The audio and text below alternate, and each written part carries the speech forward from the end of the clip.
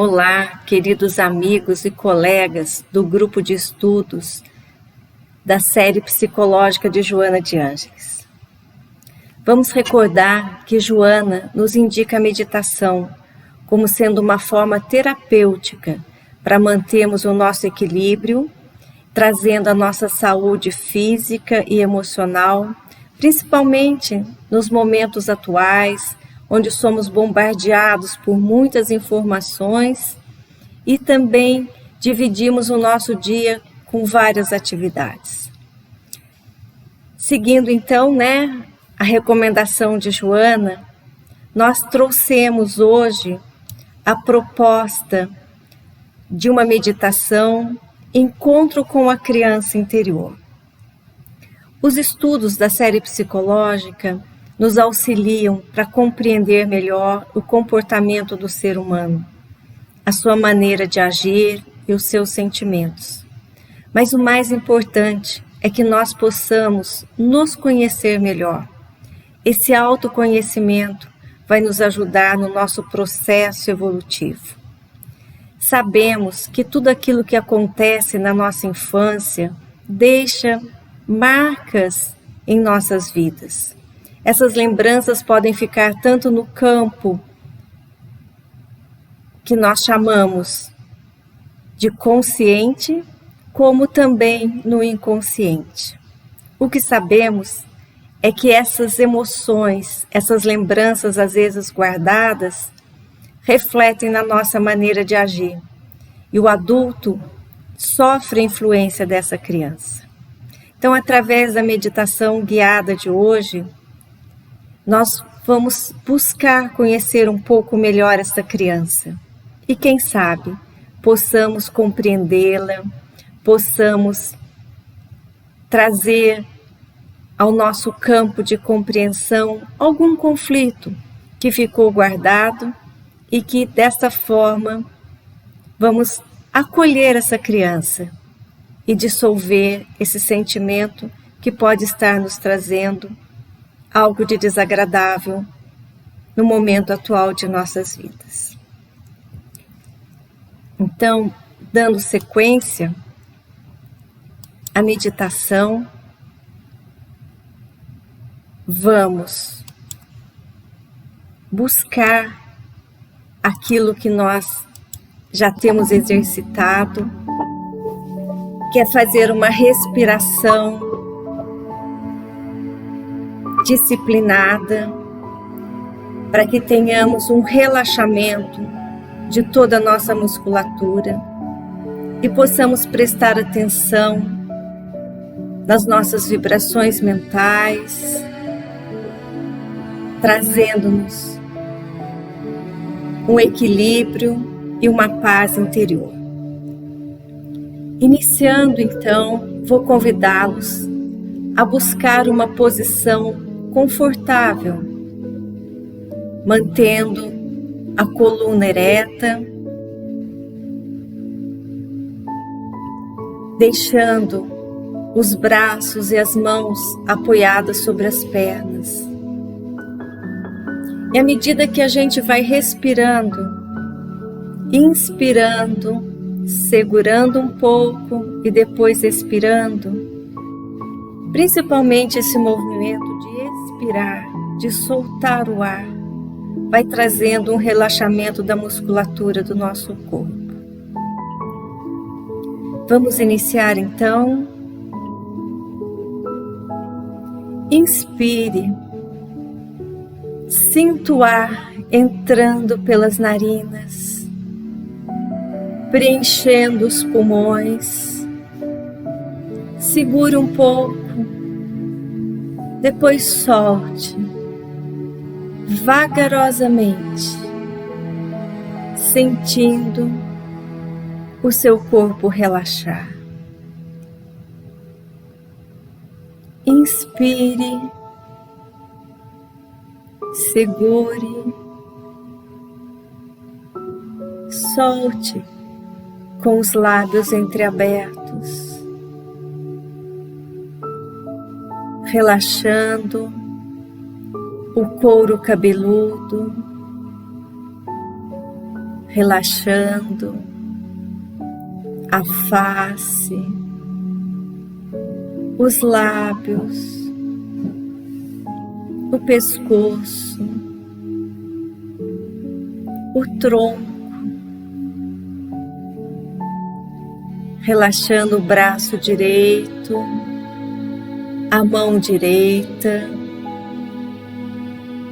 o braço esquerdo, a mão esquerda. Inspire, expire,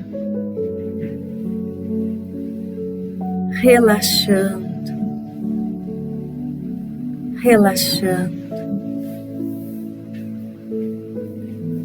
relaxando o ventre, o baixo ventre, relaxando as pernas, as rótulas, as panturrilhas, os pés, os dedos dos pés.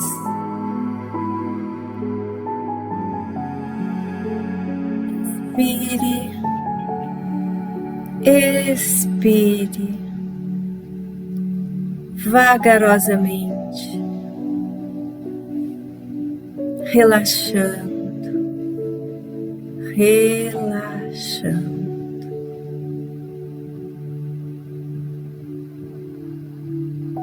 Uma sensação de bem-estar, de equilíbrio, começa a ser sentido em todo o seu ser. Vamos buscar em nossa memória um local agradável que nos traga uma lembrança de segurança, de paz, de bem-estar. Pode ser uma praia, um campo verdejante. Pode ser um jardim.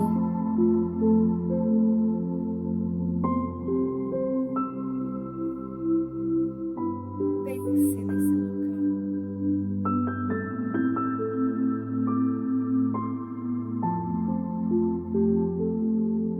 Mentalmente agora,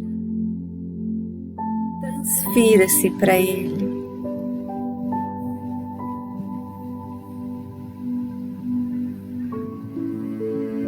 Permita que seus pés toquem o solo.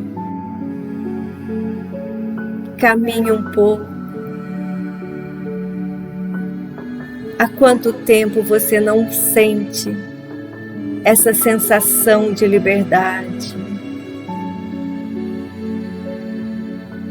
Olhe ao redor.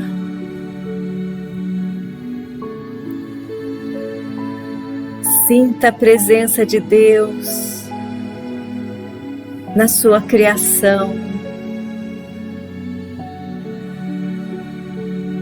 nas plantas, nos minerais, no céu. O ar puro que você respira, que lhe enche os pulmões, que lhe renova a vida orgânica.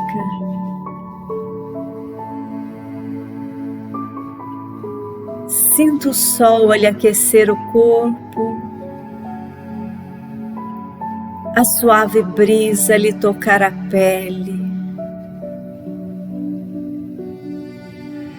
Você está em paz.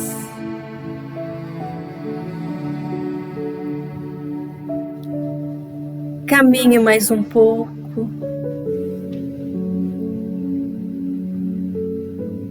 você vai avistar um grande lago.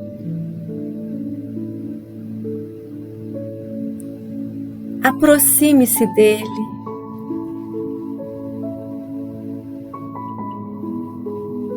Chegue até a borda.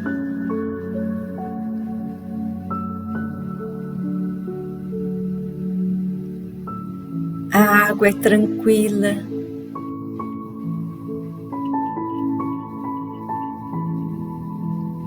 Refletindo o azul do céu.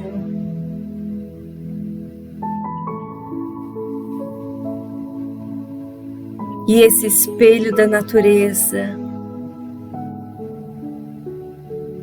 faz o seu coração vibrar.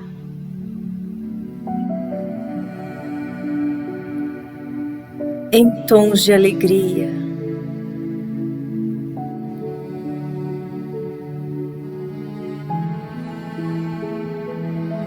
O lago te convida a sentar-se na sua borda. Sente-se.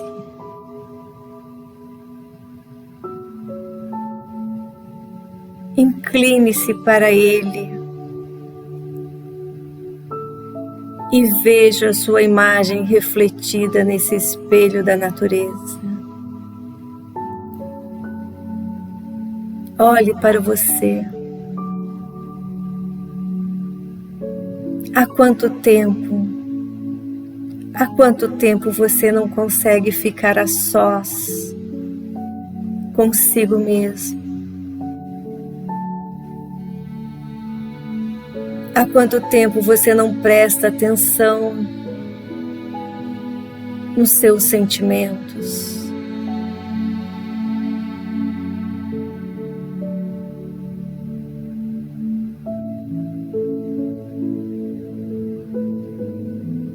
Este convite de autoconhecimento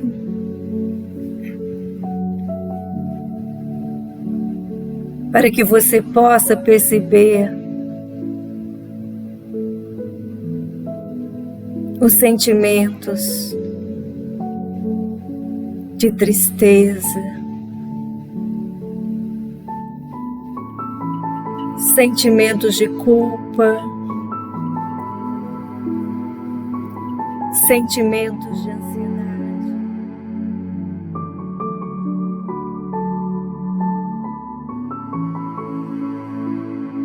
Buscar compreendê-lo.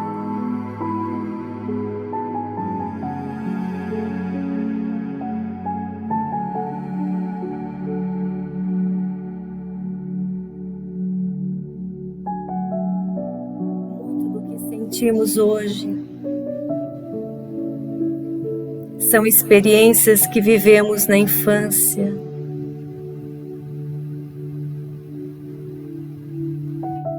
Permita que as lembranças retornem ao seu consciente.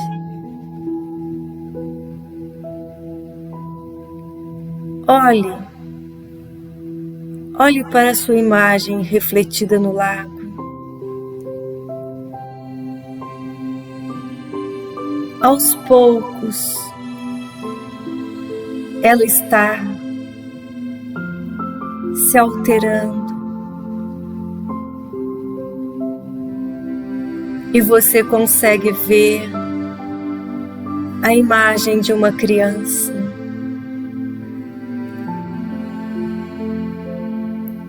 Olhe para esta criança.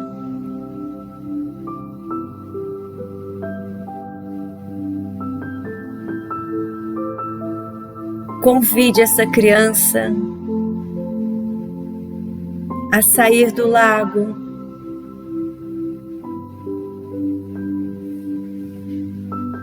e ficar a seu lado.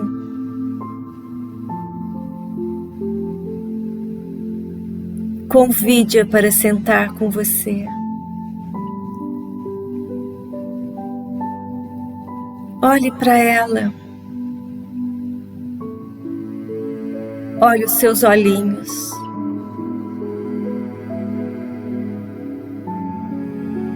Você consegue sentir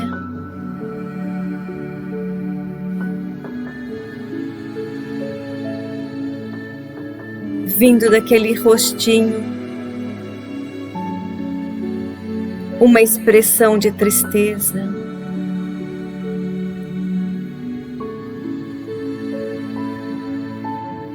Converse com ela na linguagem do amor.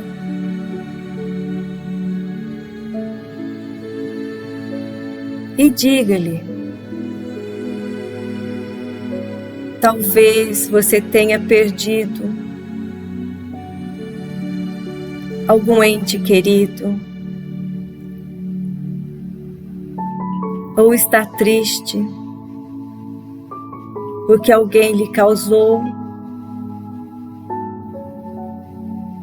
alguma dor,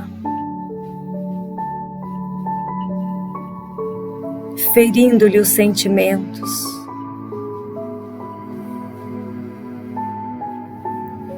Diga a essa criança que você está ali, ao lado dela.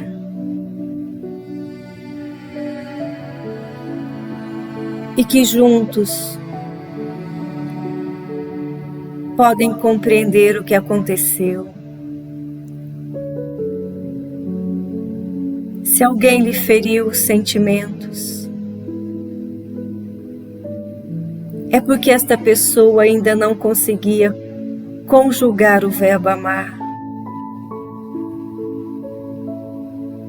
Não conseguia tratar o próximo como gostaria de ser tratado, mas que através dos estudos, da compreensão,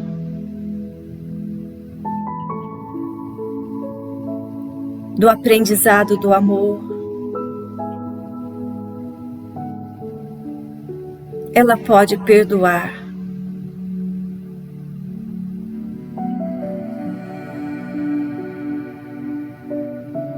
O perdão que liberta, o perdão da compreensão, o perdão do amor.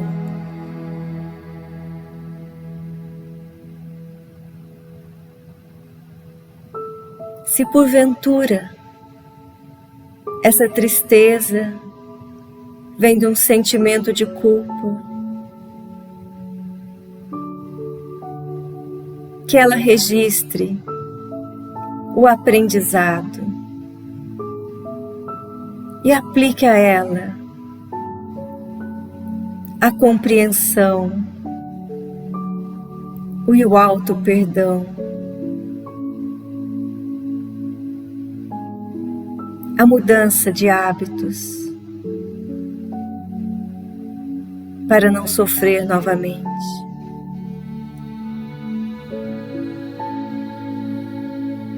Mas diga também a essa criança que dentro dela tem boas lembranças, lembranças agradáveis,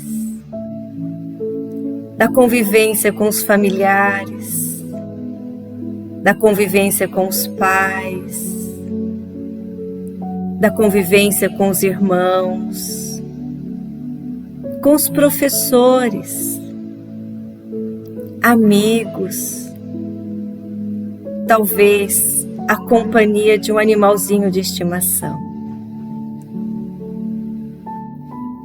Olhe para esta criança agora, ela sorri. E você sente uma ternura enorme por essa criança. Diga a ela: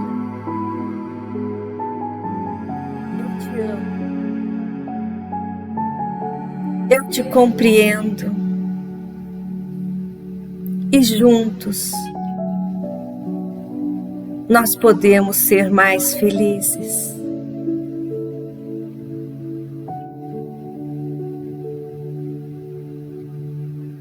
vocês se aproximam e em um grande abraço você acolhe essa criança. E ela se funde em você.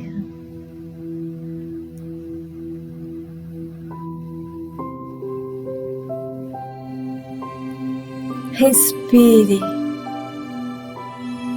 Respire profundamente. Grave em sua memória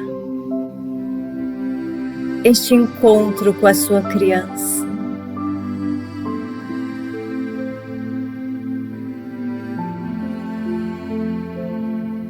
Sinta seu coração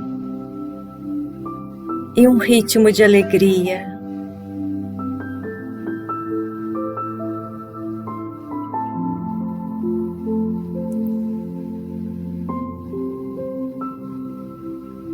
Inspire, expire suavemente.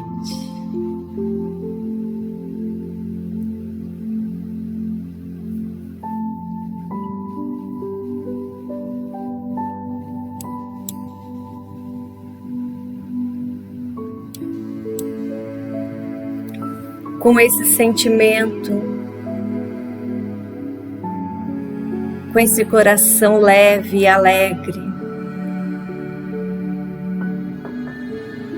vamos agora retornar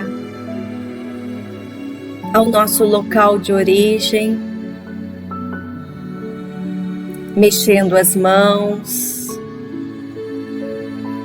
mexendo os braços, abrindo os olhos. Agradeço por sua companhia nesse exercício de meditação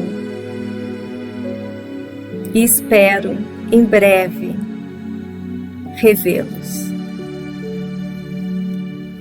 Um grande abraço.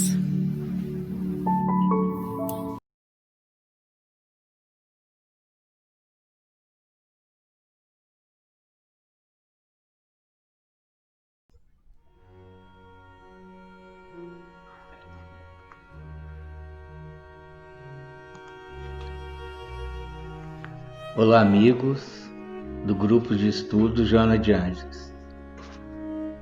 Convido vocês a fazermos uma leitura de mais um capítulo da obra Conflitos Existenciais de Joana de Ângeles.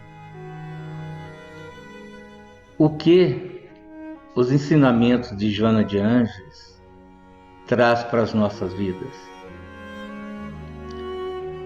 Eles são o suporte para vencermos os nossos desafios existenciais, os nossos conflitos existenciais.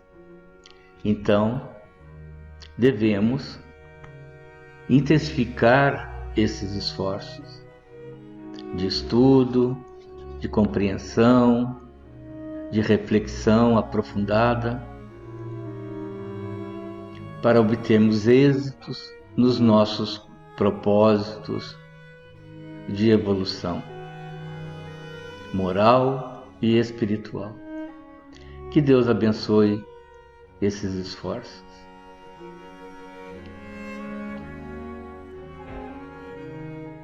O capítulo de hoje se refere à neurastenia, que está estruturado em 3 partes: psicogênese da neurastenia, desenvolvimento da neurastenia e a terapia para a neurastenia.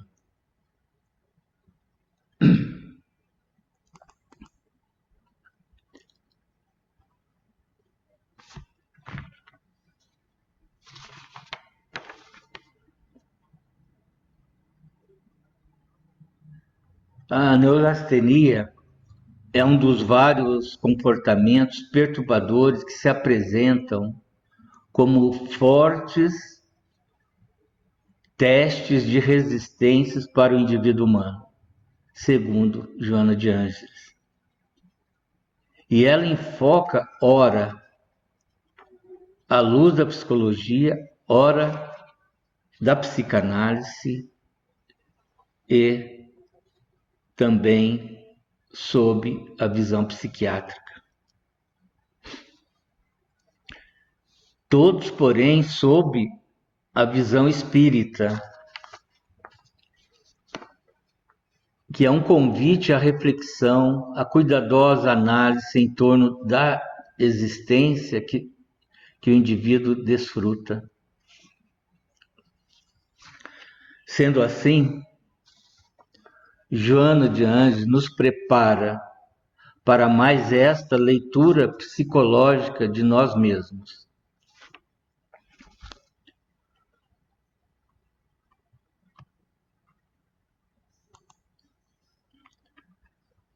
A neurastenia é um transtorno psicológico resultante do enfraquecimento do sistema nervoso central, culminando em astenia física e mental.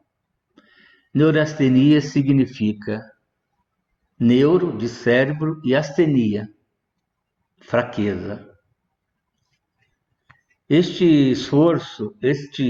Esse termo foi introduzido pelo neurologista americano George Miller Beard, na Revista Médica e Cirúrgica de Boston em 1869, para designar um quadro de exaustão física e psicológica, fraqueza, nervosismo e sensibilidade aumentada, principalmente a irritabilidade e o humor depressivo. Depois, em 1880, foi denominada como exaustão nervosa e atualmente foi incluída como síndrome da fadiga crônica ou intolerância sistêmica ao esforço.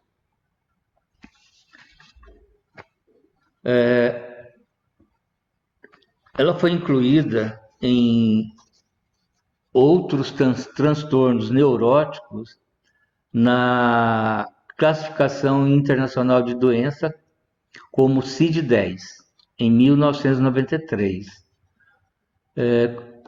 Lá nessa classificação,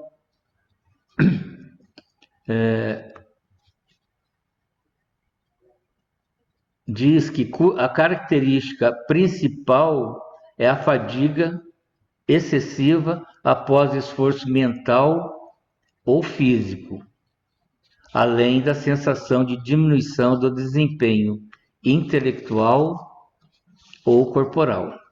Nesse caso, dois estados seriam mais claros e intensos na neurastenia: a fadiga e a irritabilidade. Bom, porém, a CID não sugere claramente as causas das doenças, apenas as classificam.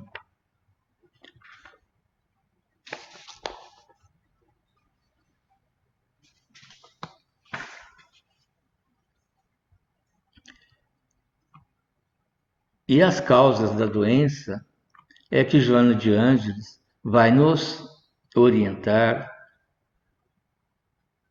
né, com a psicogênese da neurastenia.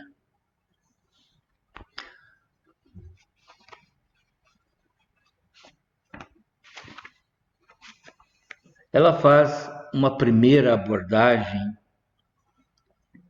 da neurastenia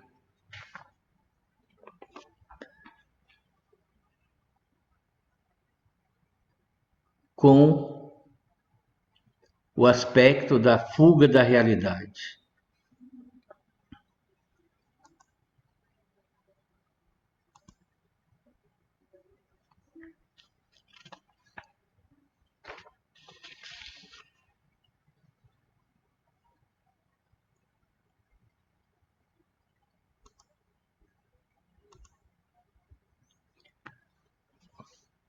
Esta fuga da realidade, Joana de Anjos nos fala que é uma escusa inconsciente do paciente em relação aos fracassos pessoais e às realidades de natureza perturbadora.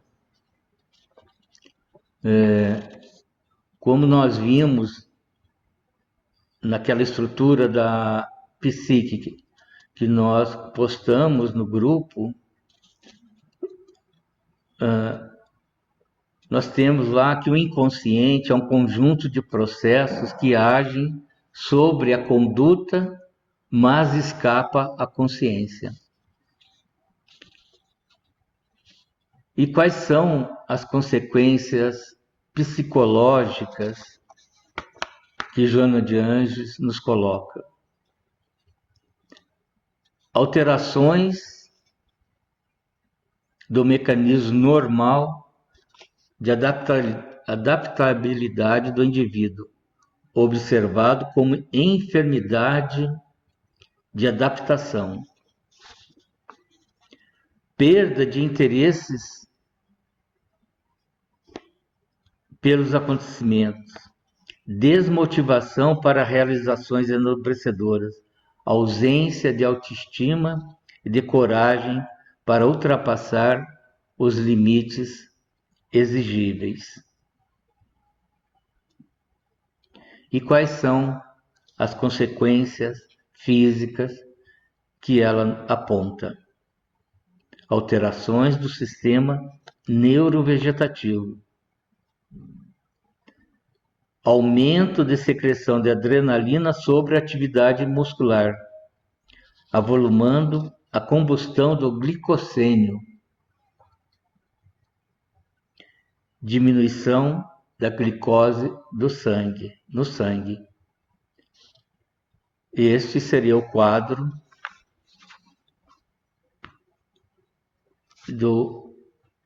de consequências físicas.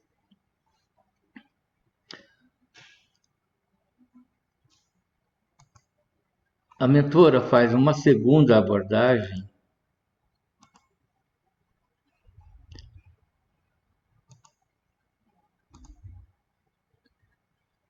que é do cansaço demasiado.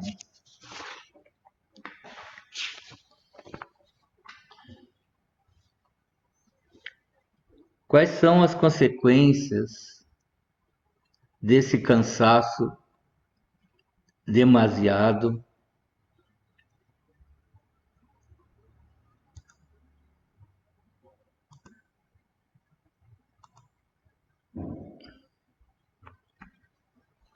Que a Joana de Anjos nos aponta.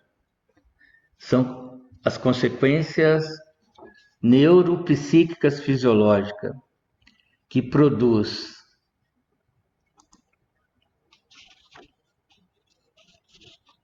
a fatigabilidade, que é tornando-se um processo de esgotamento nervoso patológico decorrente da estafa. Essa fatigabilidade, a pessoa não consegue, através do repouso, restabelecer o equilíbrio somático. Nesse estágio que se apresenta a irritabilidade, mau humor, pessimismo, caracterizando assim a presença da neurastenia. Ela traça umas considerações. Não se trata somente do excesso de atividade, mas a forma, as motivações e as compensações desse trabalho.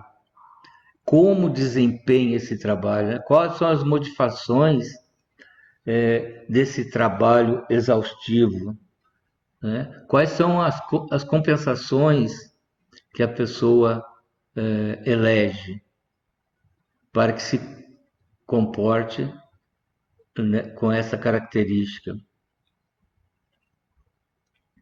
E ela nos fala, então, da origem, né, a psicogênese desse comportamento, que são, muitas vezes, frustrações que se ocultam no inconsciente e propelem a esforço exagerado. Lembrando lá do conceito de inconsciente pessoal na estrutura da psique, o inconsciente pessoal são essas disposições adquiridas das experiências da vida de relação.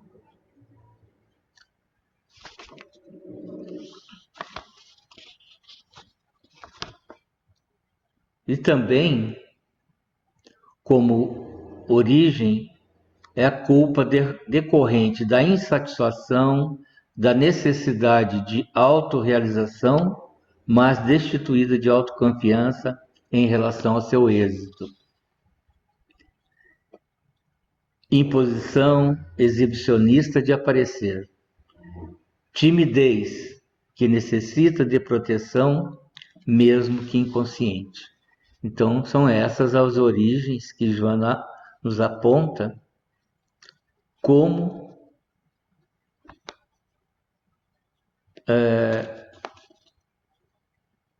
origem desses cansaços demasiado em função de um trabalhos exagerados. Então, nós nos perguntamos,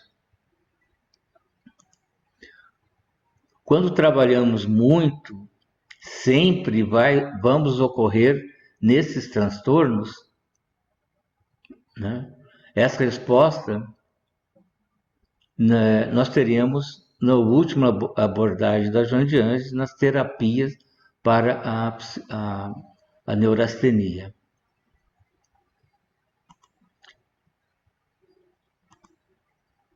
A segunda abordagem que Joana de Ângeles nos traz nesse capítulo é sobre a culpa.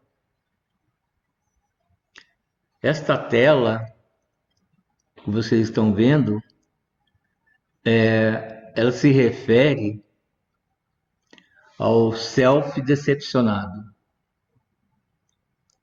Este olhar para si mesmo, né, diante de um conflito.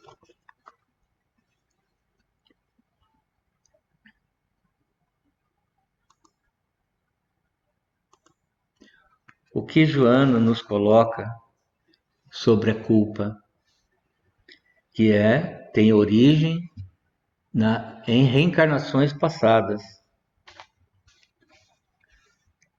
E ela nos fala que incontestavelmente o espírito é o espírito, não o corpo, que é responsável pelos distúrbios. Confirmando o pensamento da benfeitora, ela aponta ações de adrenalina secretada pelas glândulas suprarrenais a desencadear distúrbios glicêmicos que podem apresentar-se em síndrome neurastêmica. No entanto, alerta que essa realidade é fruto do próprio espírito pela culpa, desencadeado em outras vidas. Por isso, a psicogênese em reencarnações passadas, que é indiscutivelmente, né, incontestavelmente, a origem está no espírito e tem consequências no corpo. A origem da culpa, ela nos fala que é decorrente da ociosidade e da extorsão de outras vidas em existências pretéritas. Muito forte isso, né? Ociosidade, né? Mas extorsão de outras vidas, que tem como consequência um processo doloroso de recuperação e refazimento que se dá pela instabilidade emocional. A incapacidade de controlar as próprias emoções e os sentimentos, gerando oscilações emocionais que lançam o indivíduo ao trabalho descontrolado de forma atormentada, quando deveria ser-lhe terapêutico. Isso gera consequências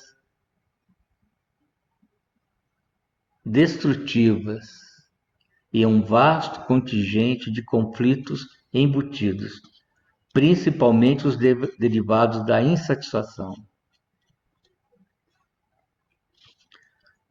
Quando o móvel do trabalho é idealista e planificador, os estímulos emocionais diluem a estafa ou facilitam a renovação de forças, sem que o cansaço desarticule os equipamentos do sistema vago vegetativo.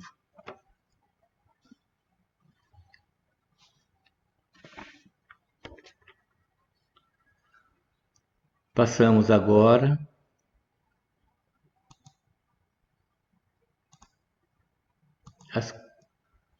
a leitura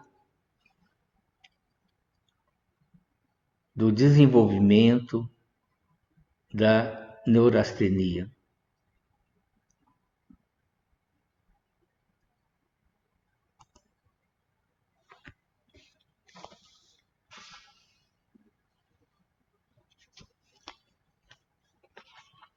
Joana de Ângeles aponta que na nosologia, que é o estudo e a descrição e classificação das doenças, a nosologia da neurastenia, ela aponta como que a ansiedade é responsável pela incompletude do paciente que trabalha com afã, e mesmo quando em repouso, permanece em agitação, acreditando-se defraudador do tempo e da conduta irresponsável. Essa ansiedade, então, nós vemos que ele chega a se considerar que está fraudando o tempo, né? E se acha em conduta irresponsável.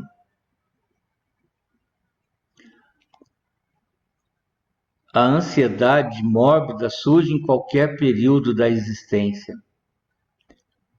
À medida que se instala, irrompe sintomas inquietantes, dentre os quais a irritabilidade se destaca. Podem surgir acompanhadas de inapetência, que é ausência de vontade de se alimentar, de comer, né? Chegando até a neuroxia, né? Ou glutoneria, que é a alimentação demasiada, né? Esta última, né, a glutoneria, se apresenta na condição de fuga do conflito interno não detetado pelo eu consciente.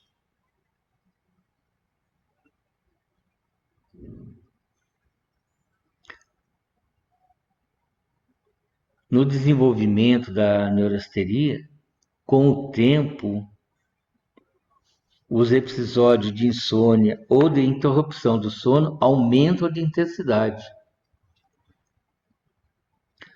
tornando as noites do paciente desagradáveis e o despertar angustiante, exaustivo. À medida, porém, que o dia avança, ocorre uma melhor adaptação, culminando com certo equilíbrio ao entardecer. Há sempre uma hiperfatigabilidade, preocupação demasiada com a saúde, insegurança no comportamento. No homem, os efeitos podem expressar-se também com o desenvolvimento da neurastenia como impotência sexual, enquanto nas mulheres podem ocorrer as disminorreias. Os relacionamentos fazem-se difíceis em face do mau humor do enfermo.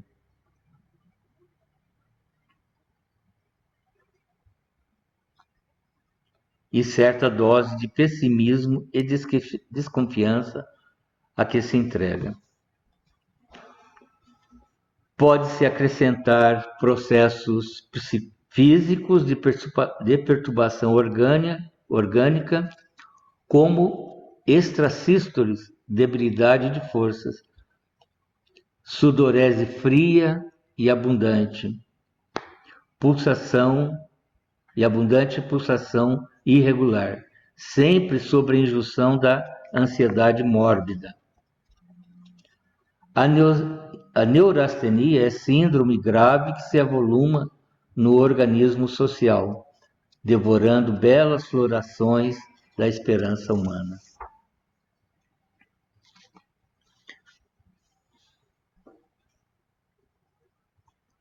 Passamos agora para a terapia para a neurastenia.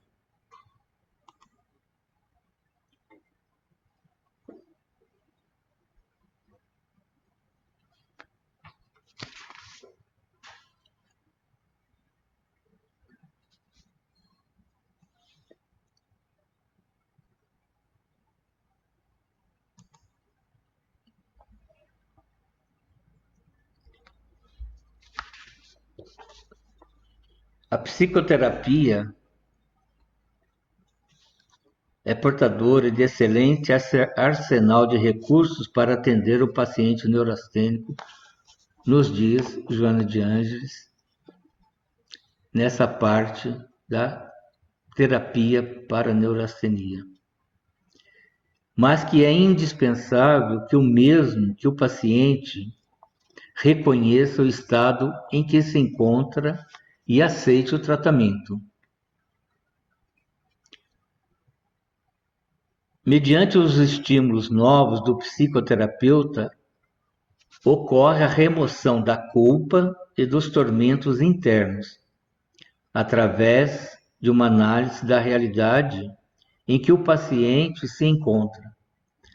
Altera-se-lhe o anterior impulso para o trabalho como autorrealização punitiva, abrindo-lhe campo não experimentado de prazer durante a execução das atividades.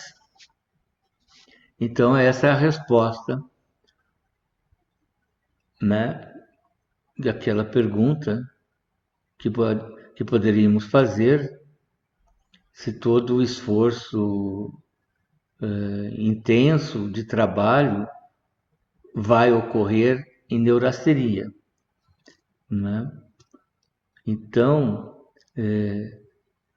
Jandes nos fala que esse comportamento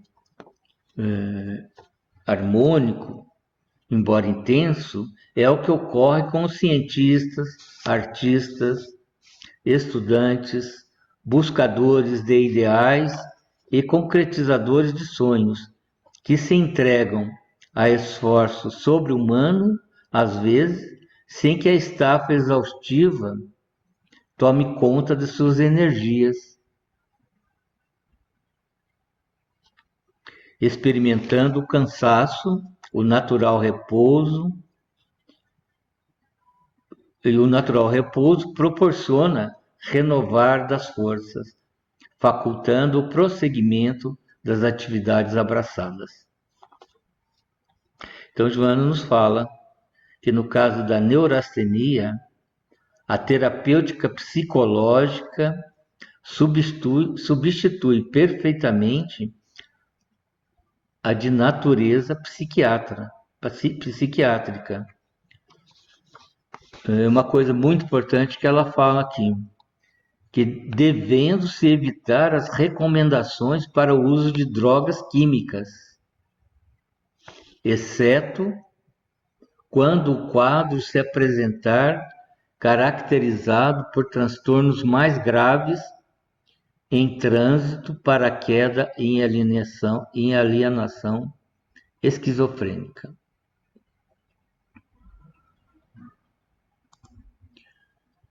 Então, nós vemos que nesse processo de recuperação fazem-se valiosos os recursos espíritas da bioenergia, sob todos os ângulos considerada, de forma que ocorra a renovação interior e se rebusteçam as disposições íntimas para a saúde. E Joana nos fala que é muito importante a compreensão de todos em relação ao paciente que está com neurastenia. A compreensão dos familiares, dos amigos, dos colegas de trabalho e da sociedade. As propostas da doutrina espírita, em forma de psicoterapia de grupo, atende perfeitamente às necessidades humanas, individuais e coletivas, iluminando as consciências e amparando os sentimentos e orientando a razão para os rumos libertadores da paz e da autorrealização. Estes foram alguns das reflexões sobre a terapia para a neurastenia que resumimos desta parte, deste capítulo da neurastenia.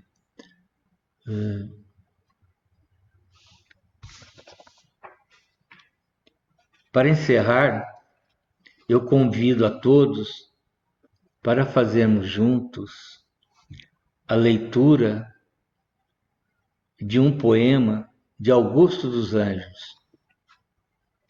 Psicografia de Chico Xavier.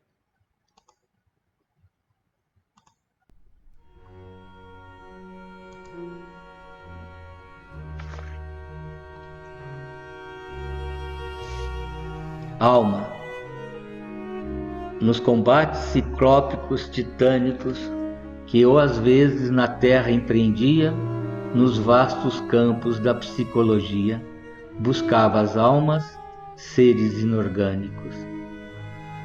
Nas lágrimas, nos risos e nos pânicos, nos distúrbios sutis da hipocondria, nas defectividades das estesias, nos instintos soezes e tirânicos. Somente achava corpos na existência, e o sangue em continuada efervescência, com impulsos terríficos e tredos. Enceguecido e louco, então que eu era, que não via dos astros a manera, as luzes da alma em trágicos segredos.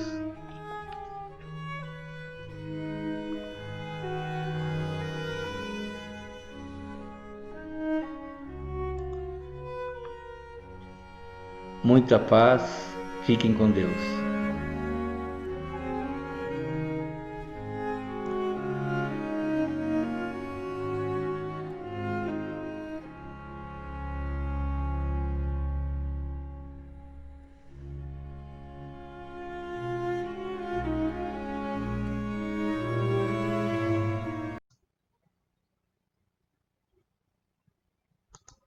Boa noite a todos. Vamos dar continuidade aos nossos estudos da série psicológica da Joana de Anjos, agora com o último estudo da noite do livro Jesus e Atualidade.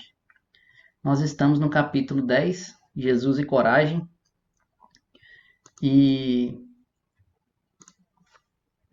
na verdade, alguns estudos atrás, a Ilma já trouxe para nós o estudo da coragem, que está contida no livro Conflitos Existenciais, lá no capítulo 18. Mas ela trouxe para nós uma abordagem mais psicológica, que ele traz lá a origem, o desenvolvimento e aplicação da coragem. E como a gente está estudando o livro na segunda parte do estudo, terceira, né, logo depois da parte psicológica, a gente vai dar uma abordagem mais evangélica, mais voltada ao Evangelho de Jesus, e para fazer o estudo na integralidade desse livro, né? Então, na verdade, esse capítulo ele nos traz grandes reflexões para os nossos dias atuais, como todos eles, né, do livro. Então, a Joana divide esse capítulo em 3 partes. Primeiramente, ela inicia falando sobre a coragem de Jesus, cujos exemplos e ensinamentos, na verdade, são atemporais, porque eles se baseiam na lei de Deus, na lei do amor de Deus, né, que é eterna e imutável. Num segundo momento, ela nos exorta a nos apoiarmos em Jesus, buscando tanto nas atribulações quanto fora dela. Mas que para que nos espelhemos em Jesus é necessário que nós conheçamos, né, alguns exemplos de coragem da sua época para que possamos tomá-lo como exemplo. E por último, ela nos orienta um caminho para a aquisição dessa coragem. Recentemente, o palestrante orador Alberto Almeida colocou uma publicação no perfil dele bem interessante, que dentro desse capítulo eu achei interessante trazer para a gente, que ele fala assim: quanta saudade está fazendo Jesus nestes dias, e quanta responsabilidade de assumir ser cristão atualmente. É o desafio proposto: coragem sem violência, pacificação sem passividade, firmeza sem grosseria, mansidão sem submissão servil, luz sem incêndio. Então, achei bem interessante, porque é sabermos ter coragem no panorama atual que nós vivemos, né, sem ser violentos. E a Joana traz um conceito, inclusive, no final do capítulo sobre isso. Então, iniciando aqui a coragem de Jesus, nessa primeira parte, ela nos traz os exemplos dele de coragem perante as ocasiões, circunstâncias e pessoas de seu convívio. Então, ela nos traz várias passagens, vários exemplos aqui que nós façamos essa reflexão. Ela nos diz que ele nunca anuiu com o crime, com a arrogância, com a injustiça, com a hipocrisia, com discriminação de qualquer natureza, sob justificativas sociais, econômicas, raciais ou religiosas. E que ele não fazia distinção entre as pessoas, valorizando o exemplo de solidariedade. Ela traz o exemplo do samaritano, né, que ele tomou o samaritano como exemplo de solidariedade, em detrimento ao sacerdote e ao levita, que eram pessoas de prestígio, ao contrário do samaritano, que era uma pessoa sem importância na sociedade, mas ele toma ele como exemplo de uma ação superior, né, dos outros dois, que, em tese, teriam a obrigação de socorrer aquele necessitado. Né? Nos diz ainda que apoiou com naturalidade e ternura a mulher de conduta pública irregular. Fez-se voz dos humildes e esquecidos, os sem direito e sem apoio, a fim de que seus justos reclamos se fizessem ouvidos. Conviveu com pessoas de má reputação, sem receio de contaminação. Nunca temeu os perversos e os bajuladores. Então, na verdade, Jesus não se adequou à época, né? Então, ela nos traz mais alguns exemplos de coragem de Jesus. Que em momento algum, ela nos diz, que ele receou perder a vida, pois que para isto viera. Ele falava sem receio da flagelação que seria vítima. Ele não se revoltou com a sua condenação, apesar de não ser culpado, né? Que ele manteve-se sereno e sem agressividade. Tem uma mensagem do Emmanuel, que está lá no Fonte Viva, que chama Na Palavra da Cruz, esse momento final de Jesus, logo depois da prisão. Ele fala que na cruz, o Cristo usa o fracasso aparente para ensinar o caminho da ressurreição eterna, ele demonstrou que o eu nunca se dirigirá para Deus sem aprimoramento e sem a sublimação de si próprio. Que a cruz simboliza a síntese de todas as aparentes derrotas humanas, e que nela Jesus se vê abandonado dos seguidores e amigos, sente sede, suporta sarcasmos e ridículo, situações todas que demonstram vitória espiritual, vitória íntima de si mesmo, vitória sobre o sistema do mundo ainda escravizado à matéria, aos enganos das paixões de baixo teor espiritual. E a Joana, no finalzinho dessa primeira parte, ela nos coloca que ele nunca se distanciou dos princípios que ele viera a viver, que ele mantinha uma linguagem, uma conduta própria para cada ocasião, circunstância ou pessoa, que sem se afastar do roteiro que ele propusera para a própria vida, que ele manteve um só comportamento, que foi de fidelidade a Deus. E dentro dessa fidelidade a Deus, vou recordar aqui um capítulo do livro Boa Nova, que nos traz uma oração que Jesus faz logo depois de lavar os pés dos discípulos, que são momentos antes da prisão. Então, eu vou pedir licença para ler para vocês a oração, para não perder a fidelidade das palavras de Jesus, e convido-os a acompanhar a leitura.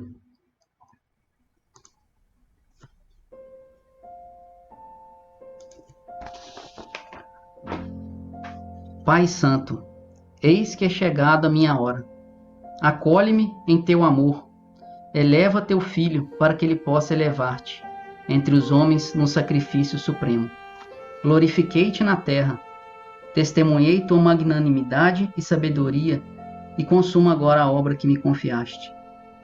Neste instante, pois, meu Pai, ampare-me com a tua luz, com a luz que me deste muito antes que este mundo existisse.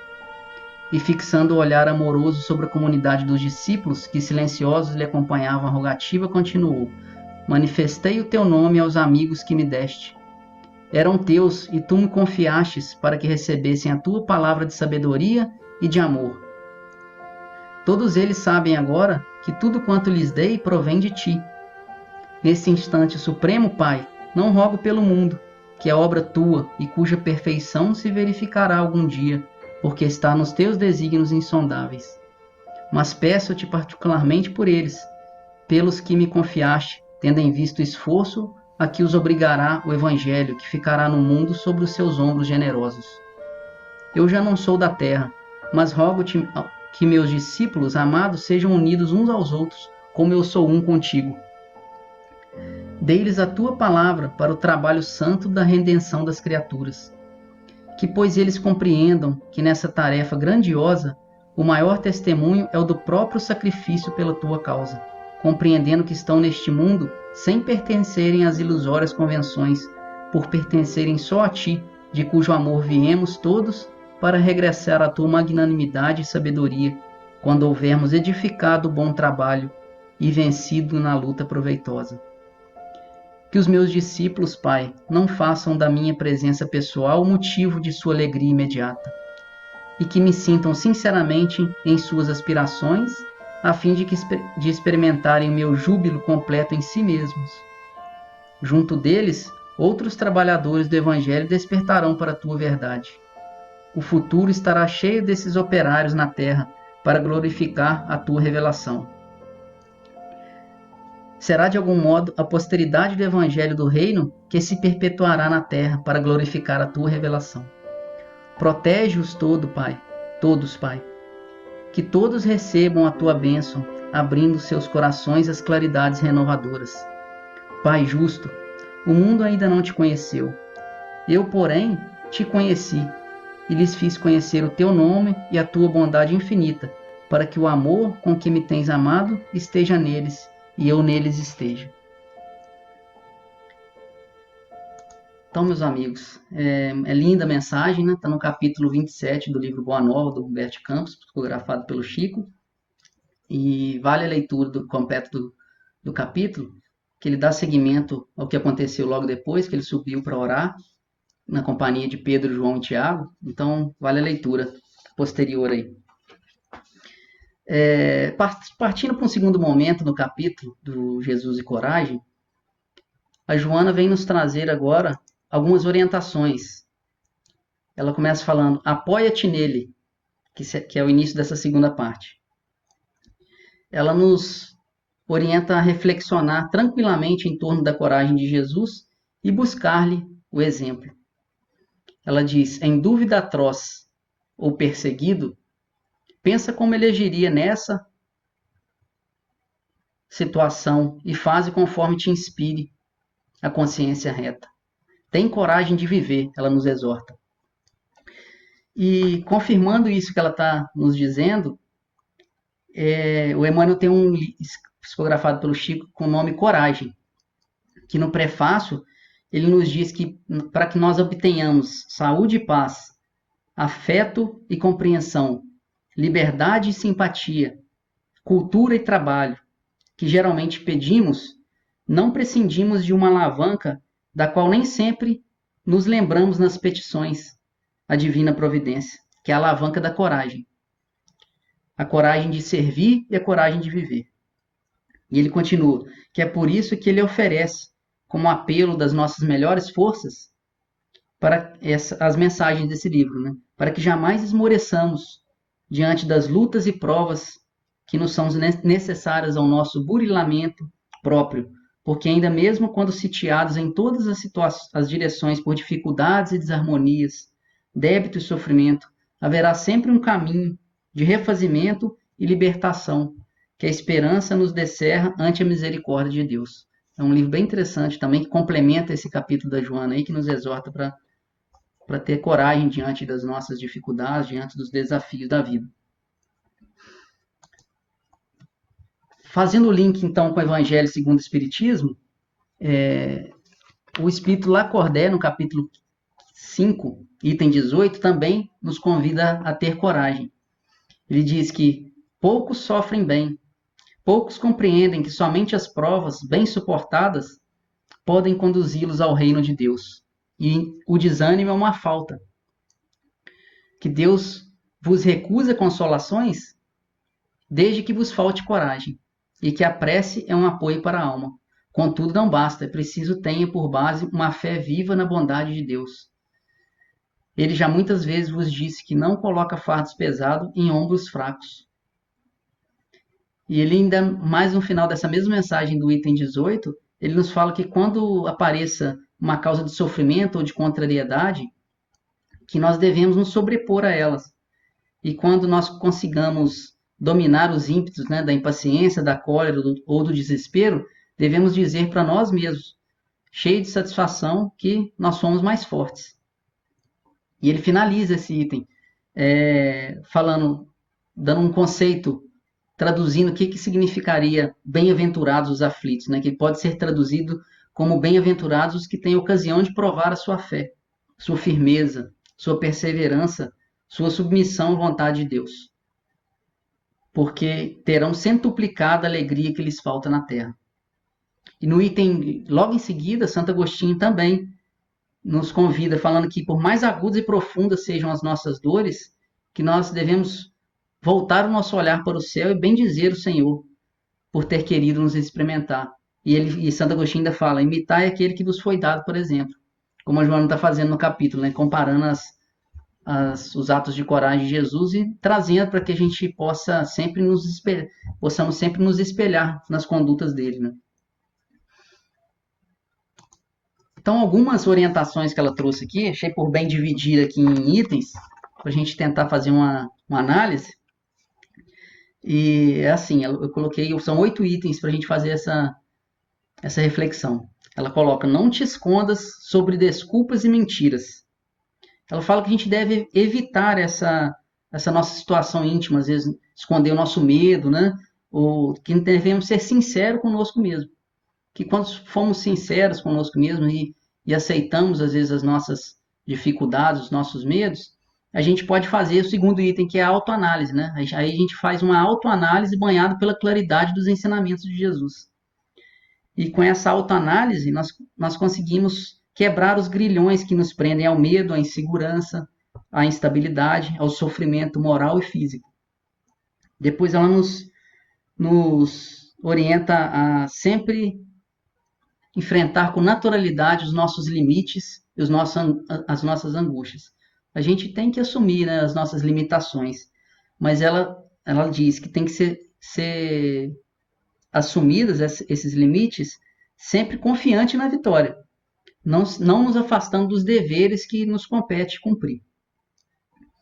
E que em cada insucesso em nossas vidas, nós devemos aprender com eles a não repetir, né, a façanha, mas sem arrependimento ou depressão por aquela ação que não deu certo, né? Que ela nos fala que a experiência é uma síntese, né? Um conjunto de tentativas que deram resultados positivos e negativos. Então, às vezes, é com os erros que nós conseguimos aprender e programar escolhas melhores, né? Para que soframos menos, né? Nunca temas a ninguém. É um item bem interessante esse nunca temas a ninguém, porque às vezes ela fala que a gente pode temer alguém sobre um argumento de uma superioridade ou um valor que às vezes aquela pessoa não possui. Que ao contrário de temer essa pessoa, né, nos comparando com ela, que a gente deve respeitar nessa pessoa as conquistas que ela já adquiriu e usar essas conquistas que você admira, né, uma pessoa que às vezes a gente pode temer, a gente pode usar essas conquistas como estímulo para nós, para que nós também alcancemos essas realizações superiores. Concede-te o direito de ser humano e o dever de crescer sempre. Ela nos orienta a nunca ficar estagnados no degrau que nós estamos. Então, está aí o convite para o estudo, para o nosso autoaprimoramento, autoconhecimento, porque para a gente fazer um aprimoramento, a gente tem que saber o que precisa ser aprimorado, né? E tem uma frase aqui atribuída a Chico que fala: a cada um o direito de ser como é, a mim o dever de ser cada dia melhor. E ela nos convida a isso, né? A sempre estarmos em crescimento, em aprendizado. Age sempre ajudado pelo otimismo, porque o medo é inimigo atroz. Então, a pessoa otimista, ela vive a vida mais leve, né? A pessoa, eu acho que ela nos convida aí a sempre ver a melhor parte das circunstâncias, das pessoas, né? Dessa forma, a gente vive com menos medo das situações. Então, não temos dúvidas que a pessoa otimista, ela é mais feliz. Por um terceiro momento, ela vem nos trazer aí uns conceitos para o treino da coragem, né? Ela coloca como treino da coragem lá. Então ela coloca que a coragem nasce dos valores morais do homem que elege a conduta correta para uma vida feliz. Olha que interessante esse início aí. Ela fez uma síntese aí, tem muita coisa nessas duas linhas, né? E eu fui buscar em outros livros o que significava isso, né? Eu achei num livro do Leon Denis, Depois da Morte, na 5ª parte, que chama O Caminho Reto, ele trata de vários tópicos lá, como esperança, fé, vida moral, amor. Ele traz falando o seguinte, que o Espiritismo, como consolador prometido por Jesus, nos fornece elementos para desenvolvermos esses valores morais. O que nos cumpre buscar nesse mundo, segundo ele, é a nossa melhoria contínua. E o meio de realizarmos essa melhoria é exatamente a observação da lei moral em todas as suas formas. Ele até coloca que se, na verdade, fosse observado por todos os indivíduos essa busca da melhoria contínua e a observação em todas as formas da lei moral, a sociedade ficaria indestrutível, porque ela desafiaria todas as vicissitudes e acontecimentos. Mas no final da 5ª parte, ele nos coloca que toda ação ou pensamento no mal atrai as coisas ruins, né? Então, por exemplo, se a pessoa não vive essa vida moral, ela deixa de ter coragem, né? A gente pode até fazer uma analogia assim. Se ela busca os valores morais, busca uma vida correta dentro das leis de Deus, ela se enche de coragem, né? Porque ela se enche de confiança em Deus. Ele coloca isso, que inclusive quando a gente busca a vida reta, ele coloca que nós fazemos uma ligação com a espiritualidade superior. Ele fala, centuplica nossas forças. Então, é interessante aí. E a Joana ainda complementa, logo depois do nascimento da coragem, né, com a busca dos valores morais, ela coloca que a coragem de viver deve ser treinada continuamente, vencendo as pequenas barreiras da timidez, dos receios de fracassos, dos complexos de inferioridade, das doenças reais ou imaginárias, fortalecendo o ânimo em cada triunfo e reconsiderando a ação em cada insucesso. É o que ela já nos orientou antes na segunda parte lá, né? Utilizar os insucessos como aprendizado para fazer escolhas melhores, para nos aprimorarmos no conhecimento, no estudo, nas ações no bem, né? E por último, no capítulo, ela faz aí uma separação entre os conceitos de coragem e temeridade. Ela nos coloca que o homem de coragem espera, confia, age no momento próprio, enquanto o temerário faz precipitado, impiedoso e irresponsável. Então, cabe uma reflexão aqui para os nossos dias atuais, né? Como que nós estamos reagindo perante tudo que está acontecendo conosco, como sociedade. Quanta coisa acontecendo, né? Então, como que tem sido as nossas posturas, né? Tem sido como cristãos, como seguidores de Jesus, como estudiosos da doutrina espírita, nós temos nos portado com coragem ou com temeridade, né? Estamos sendo precipitados em nossas decisões, irresponsáveis, ou temos esperado e confiado, né, nos desígnios de Deus, né, fazendo aquela parte que nos cabe.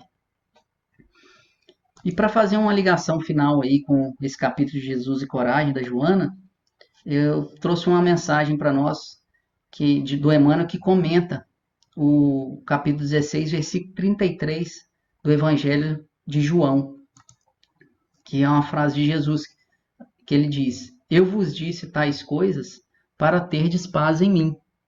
No mundo tereis tribulações, mas tende coragem, eu venci o mundo. Jesus. E essa mensagem, ela está no livro, ela está na revista Reformador, de outubro de 1942, ela se chama Atribulações. E Emmanuel fala mais ou menos assim, que eu não trouxe na íntegra não, que Jesus não prometeu prerrogativa aos seus continuadores. Ele asseverou que os discípulos e seguidores teriam aflições, que o mundo lhes ofereceria ocasiões de luta, sem esquecer a recomendação do bom ânimo. Seria inútil induzir-se alguém à coragem nos lugares e situações onde fosse dispensável.